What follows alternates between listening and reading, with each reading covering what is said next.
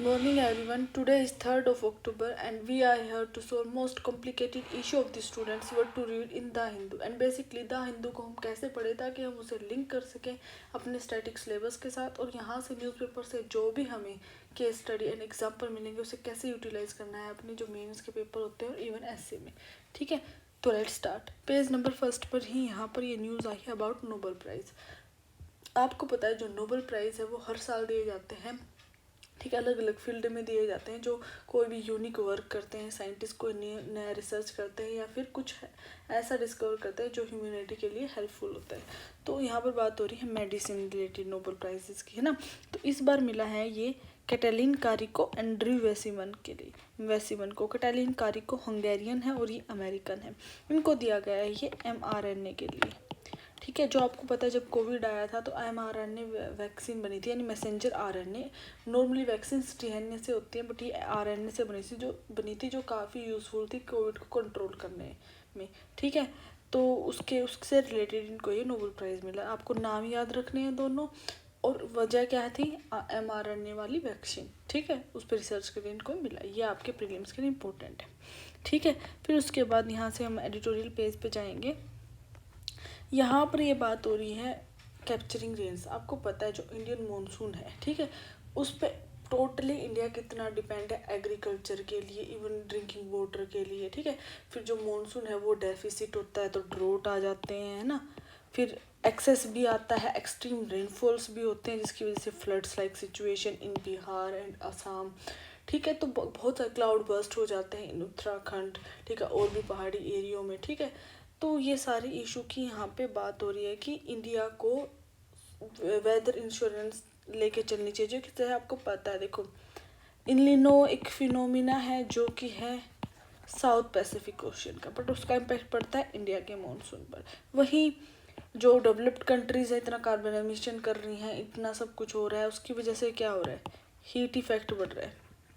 ठीक है, global heating बढ़ रही है, ग्लोबल टेम्परेचर बढ़ रहा है, उसका डायरेक्ट इम्पैक्ट पड़ता है इंडिया के मॉनसून पर। तो ये सारी बातें इस आर्टिकल में करी गया है, आप एक बार गो थ्रू कर लेना, आपको और आइडिया लग जाएगा। और जहाँ भी GS1 में आपका ये सब इससे रिलेटेड कोई क्वेश्चन आएगा वहाँ पर आप ये सब पॉइंट मेंशन कर सकते हो। ठीक है, फिर उसके बाद देखो यहाँ पे ना आपको पता क्रिमिनल लॉ बिल्स आए हैं ना, तो अभी इनके बारे में हमें इतना नहीं पढ़ना क्योंकि अभी ये बिल है। ठीक है, फिर जब ये या तो अमेंडमेंट होगा क्रिमिनल लॉज में, है ना, या एक्ट बनेगा, उसके बाद हमारे लिए बहुत इंपॉर्टेंट हो जाएगा। देखो बिल भी आ जाते हैं बट अभी इस पर ना एक वही ना स्टार्टिंग फेज में न्यूज़ है तो उतना हमें आइडिया नहीं लग पाएगा। एक बार गो थ्रू कर लेना, बट डिटेल में जब हमें नोट्स बनाने, जब इसका कंप्लीट प्रोसेस हो जाएगा तब हमारे लिए इम्पोर्टेंट हो जाएगा। ठीक है, उसके बाद नेक्स्ट पेज पर यहाँ पर ये न्यूज़ है building BRICS for the future. आपको पता है ब्रिक्स कंट्री कौन सी है, Brazil, Russia, India, China and South Africa. ठीक है, तो इसका बात हो रही है कि ब्रिक्स फ्यूचर में कैसे एक बहुत बड़ा रोल प्ले कर सकता है।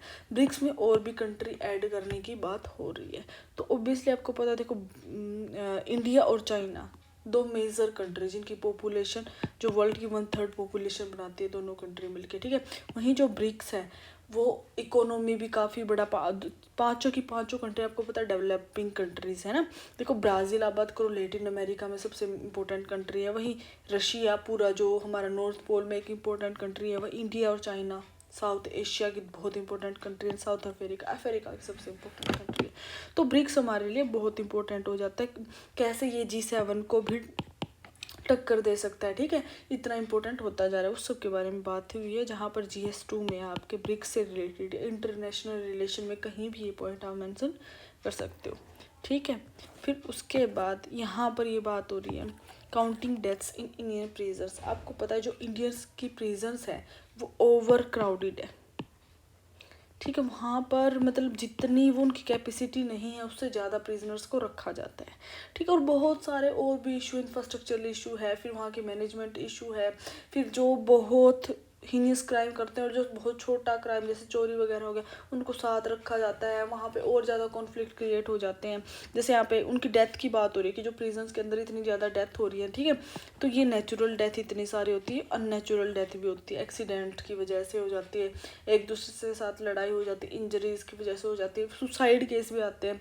तो वहीं उन सब चीज़ों को मैनेज करने की बात हो रही है। अब देखो कोई प्रिजन में है, बंद है, ठीक है, उससे क्राइम हो गया, तो हमारा जो सिस्टम कॉन्स्टिट्यूशन कहता है वो ये नहीं कहता कि उसको मरने दिया जाए, ठीक है, वो उसको कहता है कि उसको सुधारने की ज़रूरत है, उसको इम्प्रूव करने की ज़रूरत है। तो हमें वहाँ पे ऐसे लोगों को, या कहते हैं जो थेरेपिस्ट हैं, ठीक है, उनकी हेल्प दिलानी चाहिए ताकि वो अपने आप को इम्प्रूव करे और सुसाइड की तरफ ना जाए, ठीक है। फिर वहीं पे नेचुरल डिजास्टर हो जाते हैं, अर्थक्वेक्स हो गया, स्नेक बाइट्स हो गया, क्योंकि वो ऑब्वियसली उतना सही जगह नहीं होती। तो इन सब चीज़ों की बात की गई है। GS2 में आपका एक प्रिजन बहुत इंपॉर्टेंट टॉपिक है, उससे रिलेटेड क्वेश्चन आएगा, वहाँ पर ये चीज़ें आपको मेंशन करने, एक बार आप अच्छे से पढ़ लेना, ठीक है।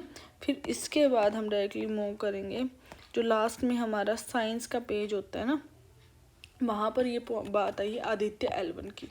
आपको पता है आदित्य L1 एक मिशन है इंडिया का टुवर्ड्स सन, ठीक है, जो जा रहा है L1 पॉइंट पर। अब L1 पॉइंट क्या होते हैं? लैग्रेंज पॉइंट होते हैं, ठीक है, जो 5 पॉइंट होते हैं, L1 L2 L3 L4 L5, ठीक है। ये वो पॉइंट होते हैं जो, जैसे ये अर्थ है, ये सन है, ठीक है, यहाँ पर ये अर्थ का ग्रेविटेशनल फील्ड है, ये सन का ग्रेविटेशनल फील्ड है ना, तो यहाँ पर अगर कोई ऑब्जेक्ट है अर्थ अपनी तरफ खींचेगी, यहाँ पर कोई ऑब्जेक्ट हो सन अपनी तरफ खींचेगा, ठीक है। तो अगर यहाँ पर किसी ऑब्जेक्ट को हैंग रहना तो उसको अपना फोर्स अप्लाई करना पड़ता है ना, तो बट यहाँ, या फिर उसको सन की तरफ जाना है तो उसको अपना अलग से फोर्स थर्स्ट अप्लाई करना पड़ेगा। बट यहाँ पर अगर कोई ऑब्जेक्ट है, फॉर एग्जांपल ये L1 पॉइंट है, तो उसको कोई फोर्स एक्स्ट्रा अप्लाई करने की ज़रूरत नहीं, क्योंकि वो बैलेंस हो जाएगा अर्थ और सन की ग्रेविटेशनल पुल के वजह से। तो ऐसे 5 पॉइंट है हमारे, उनमें से है एक L1 जो अपने जो अर्थ है उससे 1.5 किलोमीटर दूर है। ये L1 है, L2 की बात हो रही है, ऐसे ही L1 भी है यहाँ पे।